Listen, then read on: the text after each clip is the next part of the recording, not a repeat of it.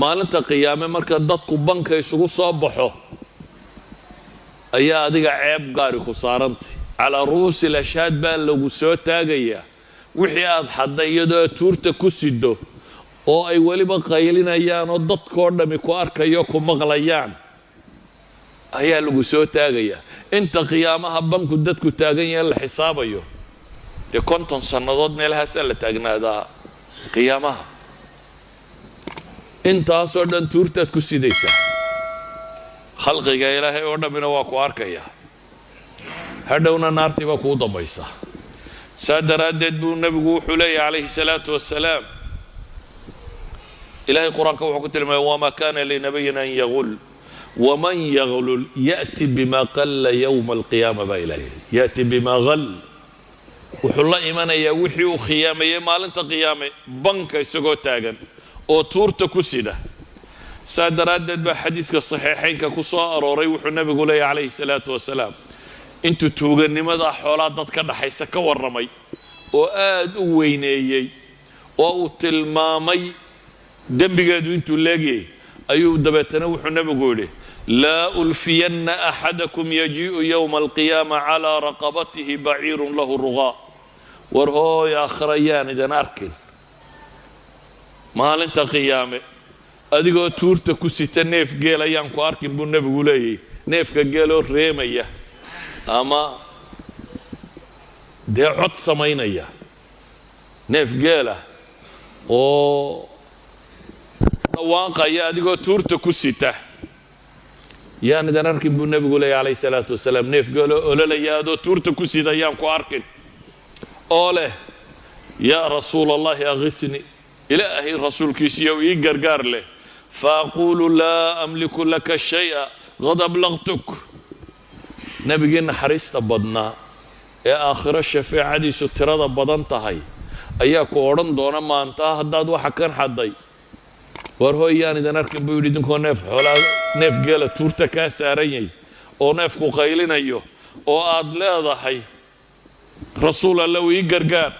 oo annaan ku odhan doono laa amliku laka shay-an qad ballaqtuka waxba maanta kuuma hanto waa ku soo gaadhsiiyey aan leeyahay buu nebigu leeyahy calayhi salaatu wasalaam waxba yowma laa yugni mawlan can mawlan shay-a ilaahay wuxuu leeyahy waa maalinta aan cidina cid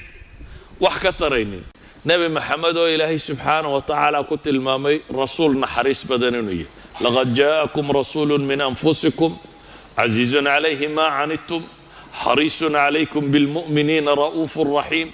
nebigaa ilaahay uu ku sifaynaya inuu naxariista badnaa salawaatu ullaahi wasalaamu calayh ayaa maanta odhan doona waan anigu waxba ku tari kari maayo anigu anigii ku soo gaadhsiiyey markaad dunida joogtay waxa uu nebigu tilmaamay haddana kuma dayninkaase laa ulfiyanna axadakum yajii'u yowma alqiyaamati calaa raqabatihi farasun lahu xamxama waryaan midkiin arkin tuurta faras ku sida faras dhan baa tuurta ku sita neef geela tuurta ku sida neefkoo lahu xamxama waa codka sahiilka ka yar bay idhaahdaan adigu isna reemaya dheh faras dhawaanqaya adoo tuurta ku sita oo leh ilaahay rasuulkiisiiyow ii gargaar waan ku odhan doona buu nebigu yidhi maanta laa amliku laka shay-an adna waxba kuuma hayo qad ablaqtuk waan ku soo gaadhsiiyey markaasuu haddana nebigu leeyay laa ulfiyanna axadakum yajii'u yowma alqiyaama calaa raqabatihi shaatun lahaa hugaa'un war la xiyaysa adoo tuurta ku sitan yaan qiyaamaha ku arkin buu nebigu leeyay oo le ii gargaar waan odhan doono waxba kuuma hanto waanigii ku soo gaadhsiiyey war qiyaama ayaan idan arkin buu nebigu leeyay calayhi salaatu wasalaam adigoo tuurta ku sida nafsun laha siyaax addoon ama addoomad qof bini aadam adoo tuurta ku sida oo le ii gargaaro aan leeyahy war kuuma gargaari karo oo aan ku leeyahy war waan ku soo gaadhsiiyey yaan arkin buu nebigu leeyahy calayhi salaatu wasalaam adoo tuurta ku sita riqaacun takhfiqu sida dadka la rabo maantan uu ilaahay u tilmaamaya in loo ceebeeyo mid calala dushi ku sita baa la yidhi laakiin maradu miyay aamusantay may nebigu wuxuu leeyahy takhfiqu sida calankay baboonaysaa way sanqarhaysaa si dadku ku arko adigoo marya tuurta ku sita maryuhu si ay babbanayaan oo dhawaaqayaan yaan ku arkin buu nebigu leeyahay calayhi salaatu wasalaam oo le ilaahay rasuulkiisiiyow ii gargaar aan ku odhan doono waar anugu laa amliku laka shay-an waxba kuuma hanto waa ku gaadhsiiyey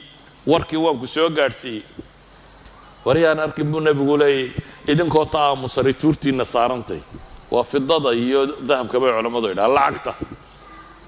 calaa kulli xaal xadiidkani waxa uu tilmaamayaa maalinta qiyaame qofkii mujaahidka soo noqday hadduu xado xoolihii dadka ka dhaxeeyey dee kaan mujaahidka hayna markaa maxaad u malaynaysa hadduu xado xoolihii dadka ka dhaxeeyey qiyaamaha isagoo tuurta ku sida inuu isa soo taagi doono oo weliba nebi maxamed calayhi salaatu wasalaam uu odhan doono anugu waxba kuuma haya adiga ha kaa dulcido ha ku dul saarraato waa khizyi maalintaasi waa amaama shuhuud amaama dadka hortooda lagugu ceebaynaya naartiina waa kuu dambaysaa naartiina waa dambaysaa sida daraaddeed axaadiista baabkan qaar ka mid ah imaamu muslim wuxuu ku soo arooriyey fii baabi alimaara imaam albukhaariyina wuxuu ku soo arooriyey maxay fii baabi alsiyar fii baabi aljihaadi wasiyar maxay tilmaamaysaa imaamu muslim wuxuu baabulimaara ugu soo arooriyey bay leeyihin wuxuu u degayey bay leeyihin dadka madaxda ah iyadoo axaadiistan ay jihaad ku soo aroortay ayuu imaamu muslim wuxuu ku soo saaray kitaab alimaara buu ku soo saaray si uu u tilmaamo madaxdu inay tahay si awgeed buu nebigu calayhi salaatu wasalaam khawla alansaariya baa waxay leedahay waxaan maqlay nebi moxamed calayhi salaatu wasalaam oo leh ina rijaalan يتخوضون في مال الله بغير حق فلهم النار يوم القيامة رقبا دونيدا مركي جوغان مالك ومضى حولها إلهي اسكرلهم بندون أبو نبي قولي والنار بكوا سلي بو نبي قولي مالك قيامة إمام البخاري وحكى له صاري عن عبد الله بن عمرو قال كان على ثقل النبي صلى الله عليه وآله وسلم الرجل يقال له كركرة نين كركرة الله يراهدو أيا ألابتي النبي قصدي بو يدي دبتنا وردنطي مركاسو النبي يقول هو في النار كركرة النار بو قليا مركاسا الله باري بو يدي دبتنا وحلق صوحلي مرا يروا حضي علماء المسلمين توحي هذان غلولكو tuugadaasi xoolaha dadweynaha la xadaa waxa ay leedahay noocyo tiro badan bay yidhaahdeen koo waxa ugu horraysa taa aynu soo sheegnay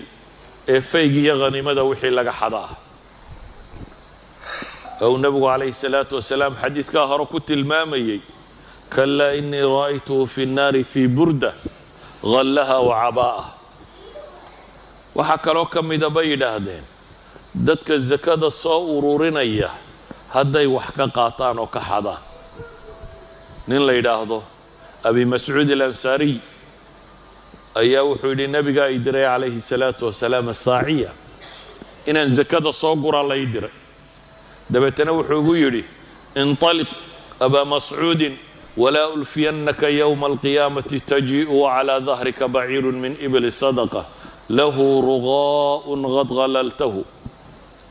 warad xoolaha zakada soo ururay buu ugu yidhi oo hooy imikaba waa markuu dirayuu nebi maxamed la hadlayaa xoolahaa soo ururiyo qiyaamahan ayaan ku arkin buu yidhi adigoo tuurta ku sita neef geela oo aad sadaqada ka xadday yaan qiyaamahana ku arkin buu nebigu ku yidhi saxaabigii markaasuu yidhi idan laa antaliq dee hadda anugu xoolaba ururin maayo buu yidhi ilaahay rasuulkiisiiyow nebiguna wuxuu yidhi idan laa ukriha kugu qasbi maayo saxaabi anigu wuxuu leeyahay mar haddii aakhiraba saa la isugu qabsanayo anugu xoolaba shaqadayda maaha soo ururin maayo buu yidhi nebiguna calayhi salaatu wasalaam wuxuu yidhi haddaa kugu qasbi maayo xadiidka abi daawuud baa soo saaray imaam alalbanina waa xasan buu leeyahay